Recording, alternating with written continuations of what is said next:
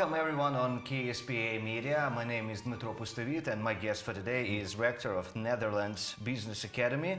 Welcome, Sir Jan van Zwieten. Did I spell it correct? I'm impressed. Impressed. Okay, so I'm glad to see you, and I'm really glad that you came back here once again. So we'll have a interesting and quite interesting conversation. If I ask you to explain for those who, just like me, does not know what mediation is, how would you explain it? How long time do you give me? Oh, let's say like couple minutes, and then we go deeper. Okay. Well, there are a lot of ways to solve a conflict, and of course the most well-known is going to the courts. But the problem is then somebody else will decide on your conflict. So mediation came up first in the United States and the UK as an alternative solution for this. So people make the solution themselves. But when they are in a fight, when there's emotion, they cannot talk very well to each other. And that's where the mediator comes in. So the mediator will help people to solve their conflict. So why is it important to learn about mediation in modern society?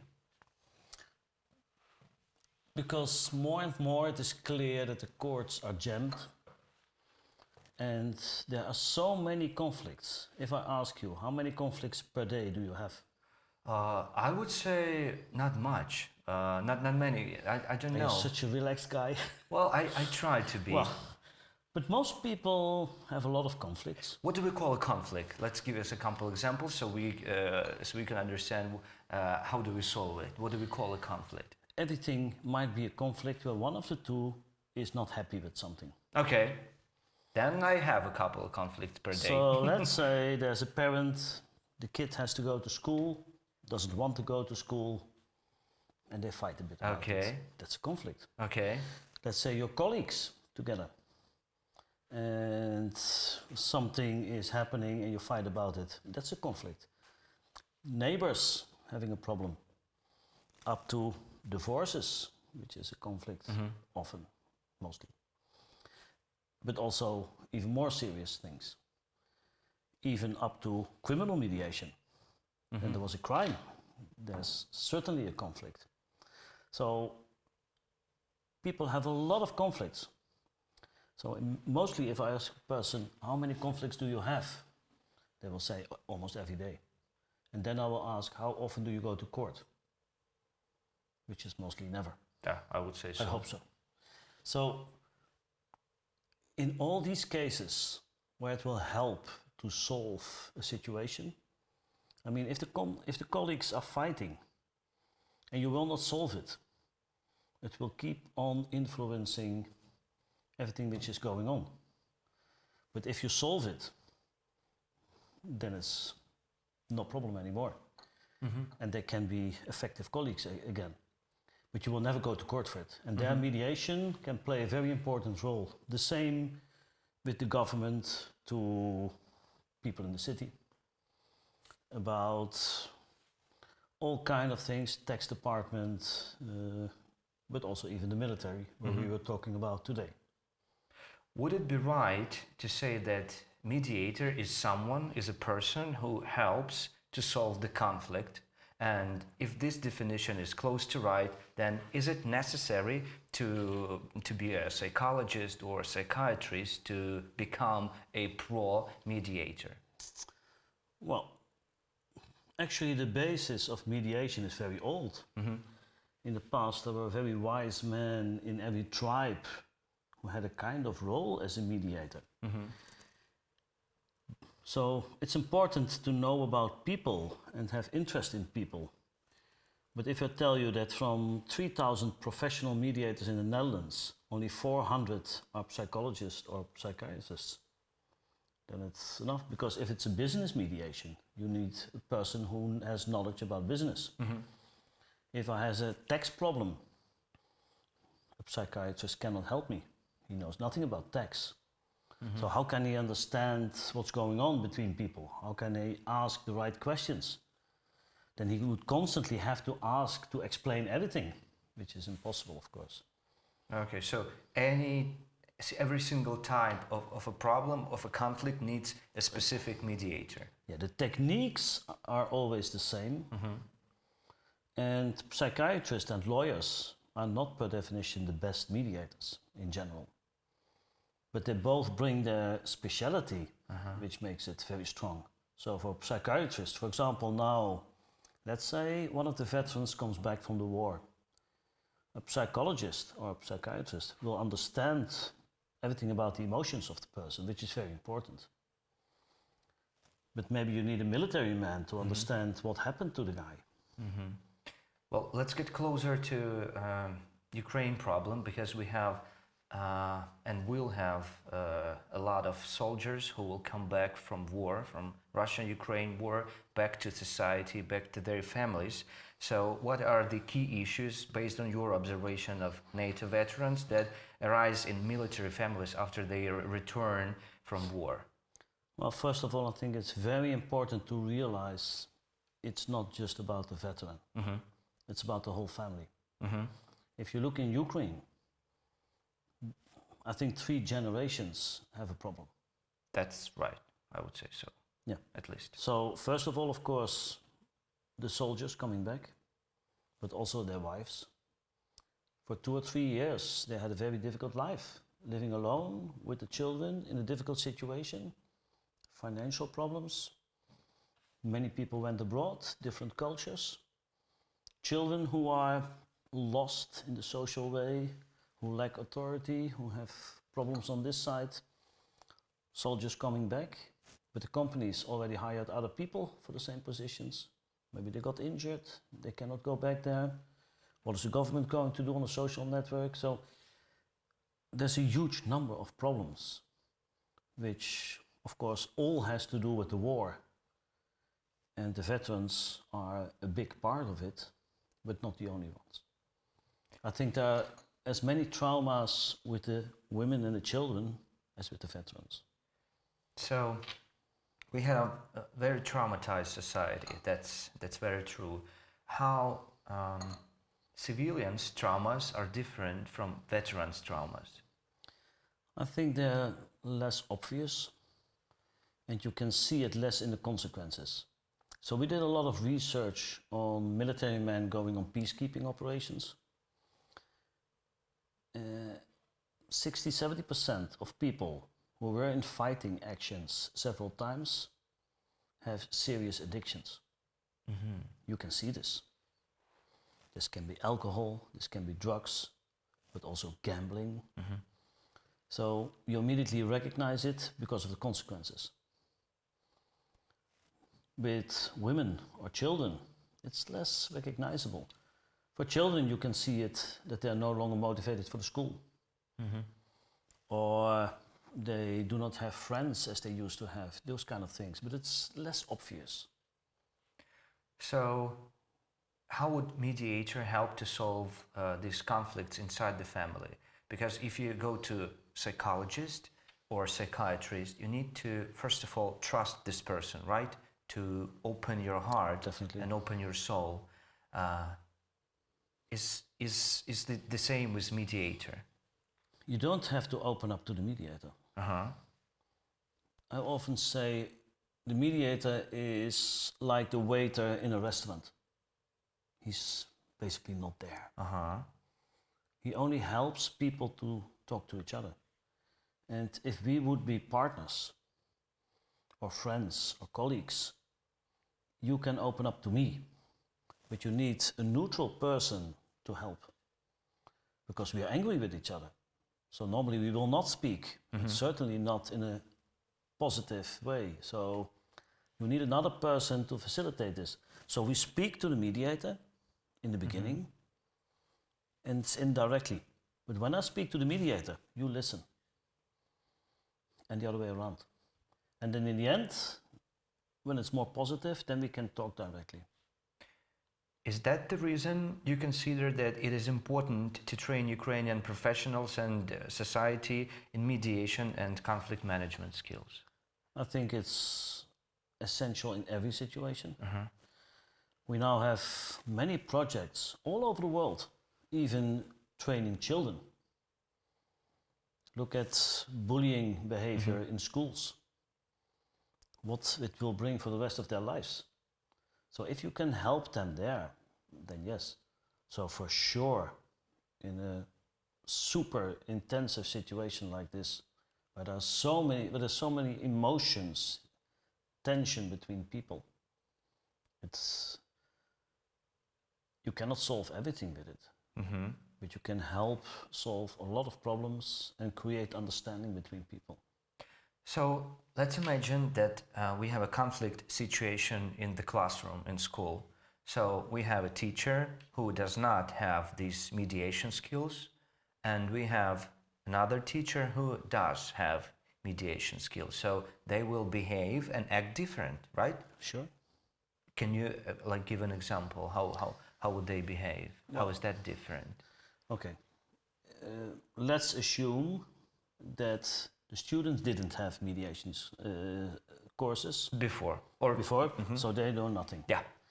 So what will normally be the behavior of a teacher when the child is aggressive or is lacking authority or whatever? He will be aggressive. Yeah. Yeah? Yeah. He will just expel him out. A person with mediation skills will try to find out what is the cause and what is causing this problem, what's behind it. And a conflict is always between people. So the teacher will be able to find out why is the student behaving like this. He will be better able to explain his or her own reasoning, point of view, the reason why he or she is asking for obedience from the student or whatever. So a teacher who has these skills can really help students. And this is in every situation. But now, for example, we see it in the Netherlands a lot with Ukrainian children. We have a lot of Ukrainian children who are no longer motivated for school. They are in between cultures. Yeah. They are in Dutch schools. They have to learn Dutch language, Dutch history. Why? And they say, I want to go back. So why would I be attending school here? And when I go back, I have to start again because the Dutch school is different from the Ukrainian school. So no use listening to the teacher. So if you do not understand these problems, you cannot help them. That's quite interesting. At the very beginning, we accomplished and we understood what conflict is. What would be a solution if we have the conflict, we have the mediation session, and what would be a solution? Well, the good thing is that as a mediator, you do not have to think about solutions. They will find solutions. Okay. I mean, the whole thing is they know the situation, they know what is important for them, and then they will come up with solutions. So when the Ukrainians came to the Netherlands, I had some good friends working here for the universities, ladies. They came up with their children. And we were sitting at the table like we are sitting now. And I was asking, okay, what about the children? Young children. And they said, yeah, we don't know. Okay, so we were talking about it. So one of them said, okay, I will teach them myself. I said, but that's not allowed, because in the Netherlands you must go to school, of course, which probably is the same in Ukraine. Yeah. And then another woman said, but all the teaching materials of Ukraine are online. Everything is online. So they started talking, and then we came up with the idea together. Hey, let's start a Ukrainian school, Ukrainian teachers, Ukrainian material under the Dutch government. And the Dutch government agreed. Cool. So they come up with their own solutions. So I don't know the situation. I don't know about online programs. I don't know how the programs of Ukrainian schools are, but they know, so they can find a solution. So if we imagine that I'm a part of a conflict and there is another part of a conflict, and when we try to find a solution, my vision of a solution is different from my partner's vision of solution. But during the mediation session, my view of the conflict, of the solution could change, right? And we can find something spare. At least your perspective, and also understanding for the perspective of the other person. So let's say in a situation where there's definitely a conflict, a divorce, that's always real big conflict. And you will not make them love each other again. Yeah. That's hardly ever. So one of them has another lover, the other person is angry and they want to divorce. And then they fight. And they fight about everything. They're even fighting about the children. I want to see the children as much as possible. No, I want them. They're much more dedicated to me. Okay, what's wrong in this reasoning? What's wrong is that they think from their perspective. And then you make clear to them, okay, you might have a fight, but you also have one aligned obligation, and that's your obligation as parents. And you might divorce as partners, but you can never divorce as parents.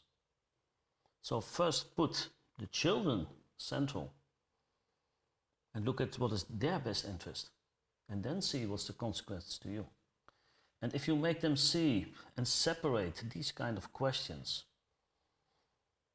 and that's the same with other people connected to the problem. I once had a problem of two men. They turned out to be best friends. Mm-hmm. But they both had wives who said, you have to fight, you have to do it. So in the end, we ended up with the wives at the table, not with the men. Mm-hmm. So what is influencing the decision? What is the aligned interest? What are the real conflicts? And if you manage to make them to make clear to them that that's important, then they will find a solution. And you can also make clear to them, okay, what do you want? Someone else, the judge, making the decision for you? Or keep it under your own control? Does it mean that mediation session helps partners or people who are in conflict to understand each other better, and as a conclusion then can find a better solution for the conflict situation? At least it's a solution which is more or less acceptable to both. Okay. So let's say we have a conflict. It's not a compromise, right? It's better than compromise. Sometimes it's a compromise, sometimes it's not. Sometimes both are happy, sometimes both are not happy. But at least it's better than someone else making this. I mean, if we would have a conflict here, you want to sit like this, I don't want to sit like this. This is stupid like this. Yeah? Yeah, could be. So who's right? I'm not going to do it like this. I'm walking out of here. I don't know who's right. Both could be wrong. And both could be right. Yeah. But if we both want the solution, we will find the solution. Yeah. And maybe it's a compromise, or maybe I will give in, maybe you will give in, whatever. Well, you slightly touched the topic about divorces, and I've heard on your lecture that you mentioned that it takes about 25 mediation sessions for divorce in Ukraine, and about 2-3 mediation sessions in Netherlands. I'm now quite sure that many Ukrainian mediators will kill me, because of course they improve a lot in the last years. So many of them will now also reduce it a lot. So, but the first time you were driving your car, how was it? Oh, I was so scared. I was sweating. I was horrified, but I was excited. And you were focused on the technique and how to shift and. Yeah. But if you're more competent, it's much easier, and you do need so much effort and time to do the same thing. Oh, so it's mostly about mediators, not about couples who want to divorce? Definitely. I thought it's just harder work with Ukrainian mentality. Definitely not. I think it's maybe even more in your mentality to, in the end, want to keep things in your own hand and make solutions. Oh, okay. In the beginning, they fight easier, but they also, in the end, open up easier. Okay. At least it's what I saw. Another problem is it's very difficult for them to talk about emotions. If we talking about divorces and Ukrainian families, so it's not a secret that war changed everyone. War changed those who participate directly in war, fighting for us, and those who does not fight, who try to live their best here, and in peaceful cities like Kiev. We can call Kiev a peaceful city. I would call it so. Would you predict that we'll have more divorces, or it's not the way to? It's not necessary the way to solve the conflict. I think basically you almost gave the answer by asking it. So what I think is there are a lot of marriages that were maybe not the most stable. For sure, they will face many problems. If it was a very good marriage, of course you can solve the problem and everything in between it.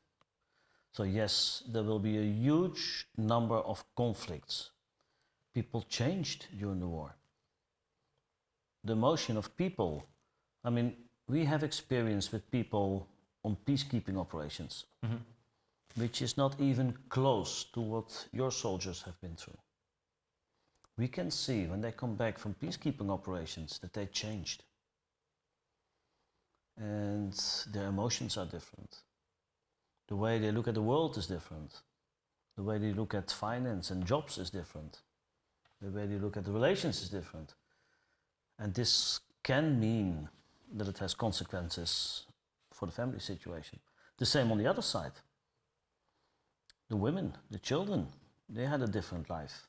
Maybe they changed. So the longer it will take, the bigger the problems.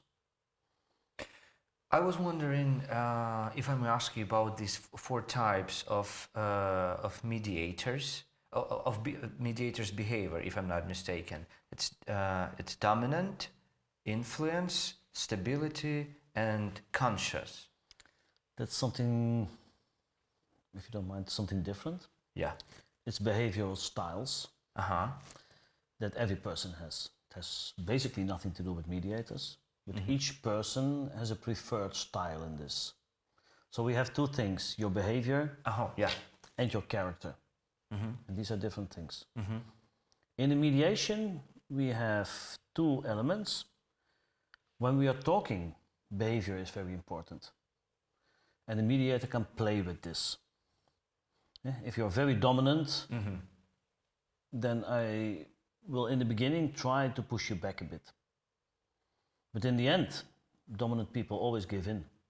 You may not expect this, but this is what happens. But the character is most important because the character determines what is really important to you. It's something I can change, right? The character basically does not change. But if, for example, for you, human values are more important than material things, then as a mediator, I know where to find the solution on your side. It has to be more on the personal side.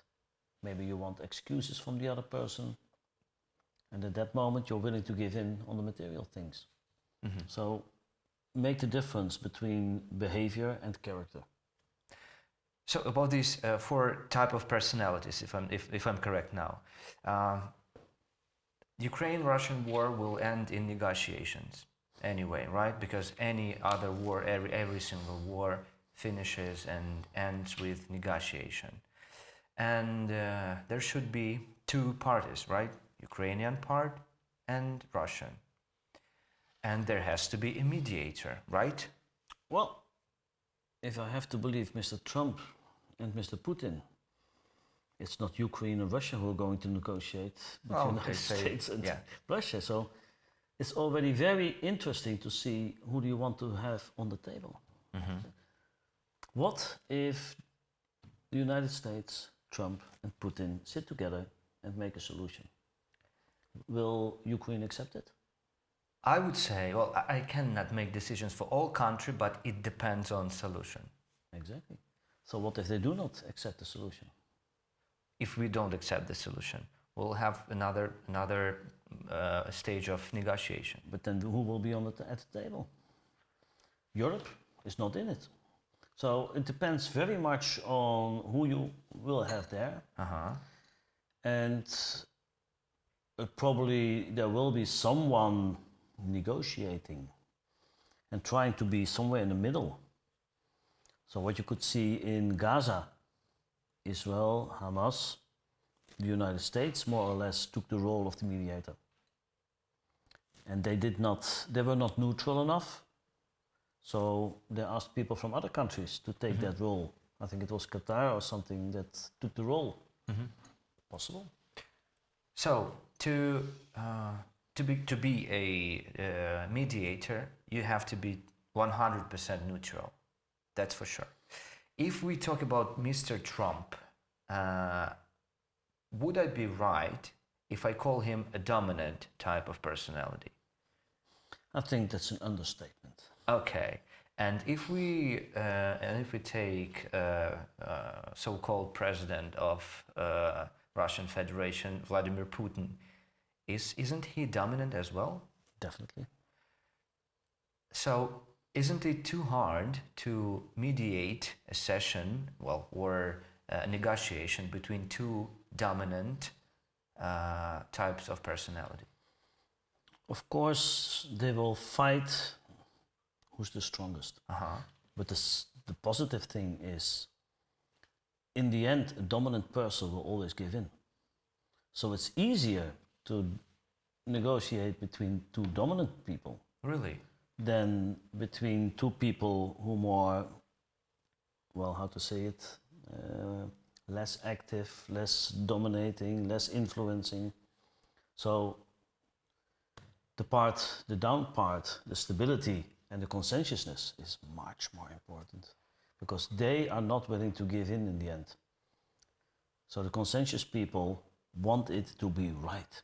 The consensus person will say, okay, but what about the 100,000 or 150,000 people who are injured or killed? And now we're giving away the land? Is that fair? So they try to be factual and they will not just give in. A dominant person is much easier to convince of these kind of things. But the problem will be, I mean, if Trump can say, I'm the one who solved this war, and I did it in one day. And Putin can say, I'm the one who won this war, because look at all the territory we get. Both are happy. Yeah. That's an easy solution. It sounds like an easy solution. It sounds like an easy solution for them. For them, yes, of course. Of course for them, yeah. But what about Ukraine? And what about Ukraine people? What about Europe? Maybe they think different. And maybe they are less dominant, but they might think different. I was thinking about President Zelenskyy, and I'm not a pro-mediator, I'm not a psychologist, but I think of him as an influence type of personality. Would you agree with me? Definitely. So we agreed on that Putin is dominant type of personality, and President Zelenskyy has the influence type of personality. One day or another, they, well, I don't know if they will have these negotiations, because President Zelenskyy signed a law that we cannot have negotiations with President Putin, but we somehow need to have negotiation with Russian Federation. But if we imagine that these negotiations will happen, how do mediate this type of session? Well, we're now making it about a personal thing. I hardly think that it's going to be a personal thing. It's not one person for the whole country deciding. That's, in my opinion, impossible. Not even on the Russian side. Not even on the United States side. So for sure not in the Ukrainian side. But influence almost has the same characteristics as dominant. Oh. They do not want to lose friends. They want to be friends with everyone. They want to have contacts, and they believe that you can achieve your goals through the contacts. So they try to keep friendly with people, and they will give in to stay friendly. So they are on that side the same. But maybe here the character may be much more important. If the character of Putin is that he wants honor and glory for Russia and is not willing to compromise on this, then we have a different type of negotiation, which is much more important than whether he's dominant or not. And if Zelenskyy has another character, for example, for him, justice for Ukraine, justice for the Ukrainian people is much more important, then we have a completely different type of discussion. Let me ask you another one about President Zelenskyy. How could our President Zelenskyy, effectively leverage international mediators to achieve sustainable peace, if we want to call it? Well, if it makes any sense. I'm not sure I'm the one to answer such a question, because I do not know Zelenskyy well enough. So I also, of course, am not involved in the international politics of all the countries. The only thing I can see is that there are a lot of people with problems. And we always have to keep in mind, not only on the side of Ukraine, also on the side of Russia. There are even more Russian soldiers injured and wounded and fighting. They also have families. They also go back. There is also an economy crashing. So they will have the same problems as you have. And I think mediators have to play a very important role on this personal level, which is, in my opinion, much more important than how this war will end and how the people in the top will make this. Because in the end, it's about 33 million people here that have a problem. I don't think that anyone here in this country is not affected by the war. The war will end somehow at some time. And then 33 million people have conflicts, problems. And that's where the mediators come in. I mean, we have seen many very good people today. Psychologists, mediators, other people. They cannot influence Zelenskyy or Putin or whoever.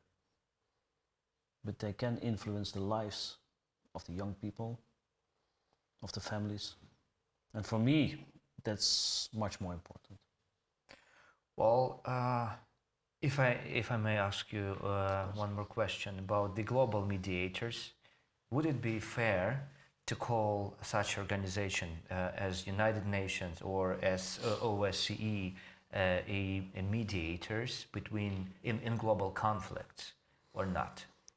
No, I don't think that they have enough power to do this. And they are not seen as neutral in many places. I mean, if you look at what happened again in Israel and Gaza, Guterres 100% was on the Palestinian side, because he saw genocide. He saw all these personal problems of the people there. So they chose their side. You cannot mediate at that moment. So the United Nations has a different role, and it's too much about politics of the countries themselves. So I don't think United Nations, although it was intended once to be a kind of place where people could find each other, but it is not the mediator. It's the place where they would have to talk together, which is now not happening anymore. Do we need such sort of organization today? Or, no, not do we need it, of course we need it, but is it possible to create something like that, the global mediator? Well, we have something called the international court. It's situated in my country, in The Hague. Yes. But many countries do not even recognize it. Yeah. So if it's not even on this part, do you think there will be enough support from the countries to support global mediators? I don't think so. I think that's too difficult. Yeah, I see. And the problem is, in mediation, people must be willing to solve the problem. And people can step out if they don't want. So in a court, you have to be there, or you're punished. In a mediation, if you don't want it, you just walk out. And if you mediate with countries, then it's up to them if they really want a solution or not. So we work with a negotiator who firstly discussed about Palestinians and Israel. And he told me the Israeli government did not want peace. Period. Then you cannot negotiate, you cannot mediate. Yeah. There must be willingness to solve the problem. Yeah, that's the best line for the end of our conversation. Okay. Yeah, I think for your time, I appreciate your time, and I hope to see you next time. KSPA is always open for you, and we wait you next time. Thanks for watching. Don't forget to subscribe. Don't forget to press like, and of course, write comments below the video. Thank you and goodbye.